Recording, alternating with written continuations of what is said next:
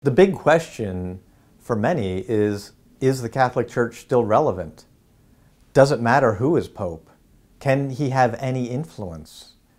I think the answer is definitely yes. When you pull back and you look at the Church globally, the Church has an even higher profile and a stronger influence. You see in Latin America, Africa, and Asia, the Church is growing in great numbers. What global issues does the Church face? On the religious level, of course, it's trying to bring souls to Christ, to make the gospel heard. And that's a very important mission. The Pope is very interested, for instance, in communist China, where the question of religious freedom is a very hot topic. The next Pope does not have to run the entire Roman Catholic Church, 1.1, 1.2 billion Catholics across the globe. He's got cardinals, bishops to do that. The next Pope really has to run the Vatican City State, 2,000 or 3,000 employees. It's not like the change of an administration in politics where you fire everybody, bring in your team, and then try and line up votes for your program. It's much different in that the basic mission doesn't change. The way it's carried out can have different aspects, and that we'll see, I'm sure.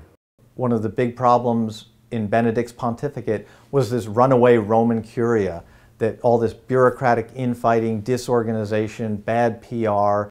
Reforming the Curia, reforming the Vatican itself is one of the top priorities that the cardinals have in mind for the next pontificate. I think the next Pope should be someone who is at ease in dealing with the modern cultural context. This Pope wrote a letter telling priests that they should have blogs. He was using Twitter. This is a good thing from the point of view of engaging the world where it can be found. Pope Benedict's resignation has sort of demystified the papacy. He wanted to emphasize that the papacy is an office. It's not about this one person. It's not the cult of the Pope, of the person of the Pope. It's not this demigod, as some people have come to see it in recent decades and just the last couple of centuries. And that has a huge import for how people view the Pope. Is it a kind of white martyrdom that you do until death? Is it this impossible role model that none of us can ever live up to? Or is it another vocation, another job we do when we're called, and when we can't do it anymore, we put it down?